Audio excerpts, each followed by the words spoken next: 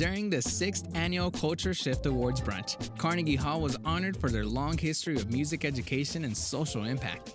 Clive Gillinson, the executive and artistic director at Carnegie Hall, sat down with Van Jones to share their story. Today, before you go, you're going to hear from 3 amazing, extraordinary honorees, some of whom are doing stuff under the radar, some you may have heard of before, but all of whom have a quality that I think you'll recognize by the time it's over. So we're going to actually start with the good brother Clive Gillinson. Before we have a conversation with him, I want you to see this video. So cue the video, and then we're going to have a conversation with him.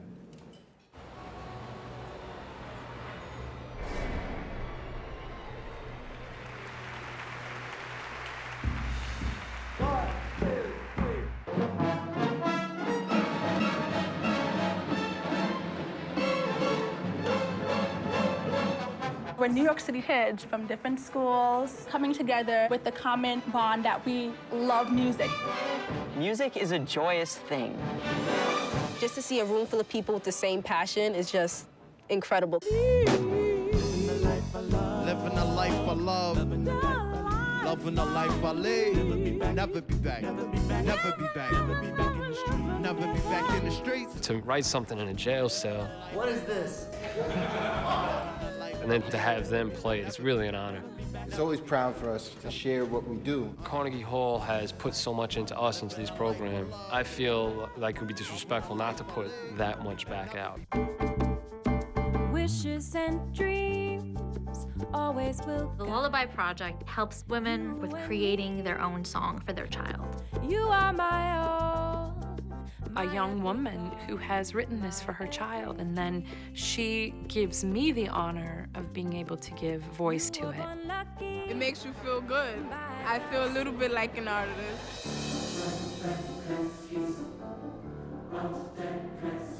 To see something this genuine on this type of scale is one of the most powerful things that anybody will experience ever in their lives. I don't know how to explain it. It's just a big deal because it's Carnegie Hall. All of our songwriting workshops are challenges that we normally don't face in our everyday lives. But that's why music is so healing, because it's a collective experience, it's a communal experience.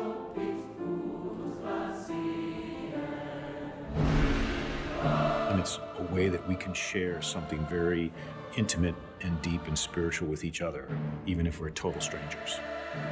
To me, this is a once-in-a-lifetime chance.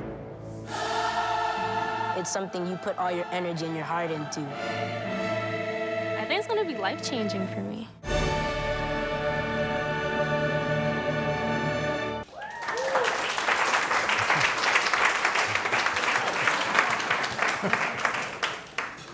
Oh my goodness. Well, first of all, give another round of applause to that video. Hold on a second.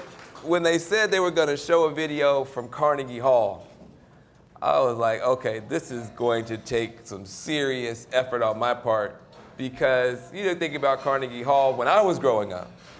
You weren't expecting to see the true face of the new America. There's something extraordinary happening at Carnegie Hall, as you saw. Give them a round of applause for the changes and the inclusion that you're seeing.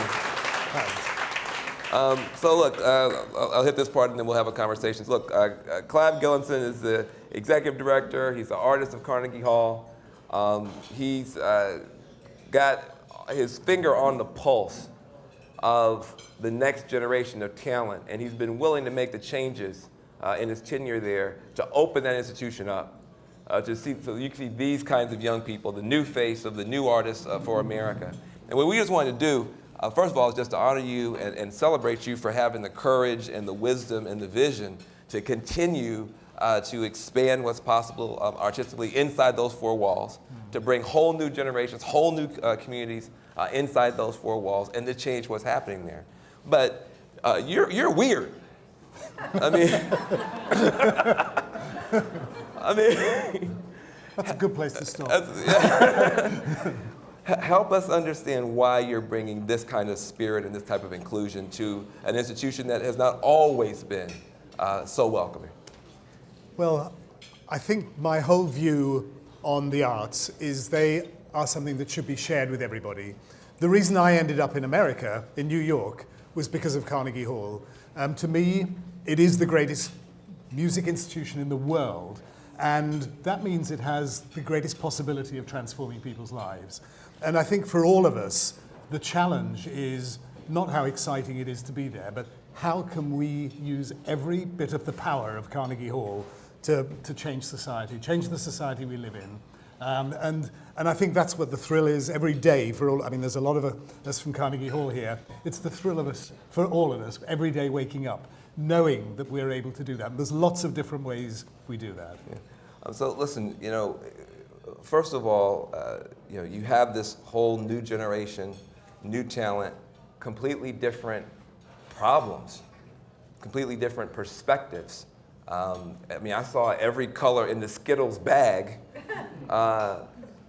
all performing music. I mean, that's not what you expect when you think about Carnegie Hall. And so somehow you guys have a commitment to do something really extraordinary in the arts, which you usually think of as not inclusive. What in your life, in your heart, has made you decide to go in this direction? I think, to be honest, it's just an instinct. I mean, it's something that I just feel about life. I feel everybody has the right to have the opportunity to succeed and fulfill their talent. I mean, I suppose ever since I've thought about things, that seemed something that was just totally obvious. And somehow we have to use our lives to try and enable people to fulfill their talent. And if they can, they'll be happy, they'll contribute to society, we'll have a very different world. Yeah, absolutely. So when you are in rooms like that, you've got kids from all 5 boroughs, what is it that allows art, that allows music to bridge divides that politics cannot bridge, apparently? The educational institutions apparently cannot bridge. We've been having this conversation in America for a long time, but somehow you have kids that probably would not agree on very much, at least their parents wouldn't, working together. What is it about art that lets that happen? Well, I mean, art in general does, but music particularly, because music doesn't depend on any language. It can speak to everybody. One of the things you saw there, and one of the things that's important to us, is we're not about, you assumed we're about classical music. Everybody assumes we're about classical music. It's intimidating, it may not be for me, it's difficult. We're about music and the best of music, and that means every sort of music.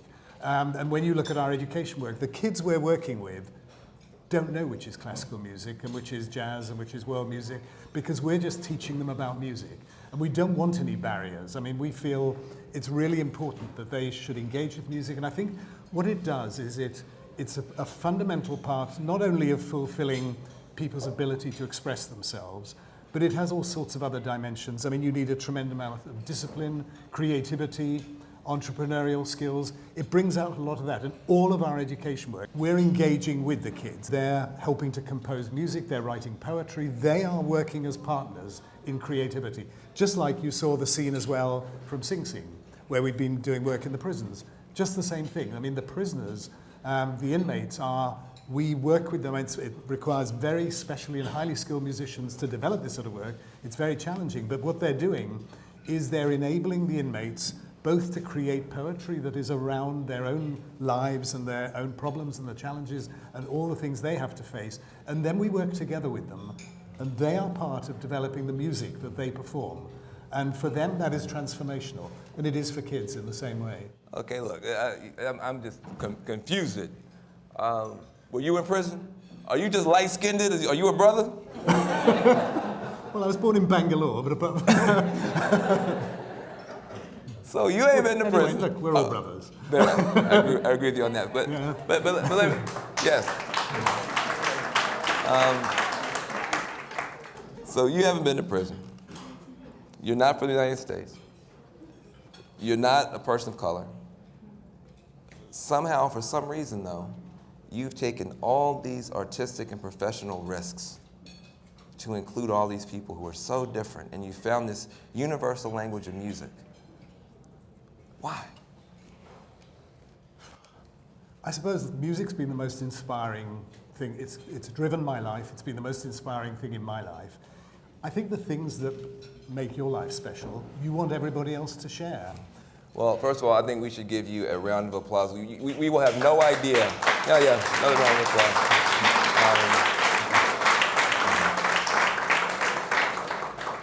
I guarantee you, every single person in this room, there was some program. There was something that happened in their lives. Some uncle or aunt or parent or grandparent said, go try out for this, go do this. Absolutely. And it opened up a whole different world. The people in this room that, but for the arts, but for sports, but for somebody doing something to give us a chance, would have had a very different life. Absolutely. And the only tragedy that you have, you will never know how much good you've done. You will never know how, because you look 10 years, 20 years, 30 years from now, some of these young people will be out there doing stuff because of what you've done.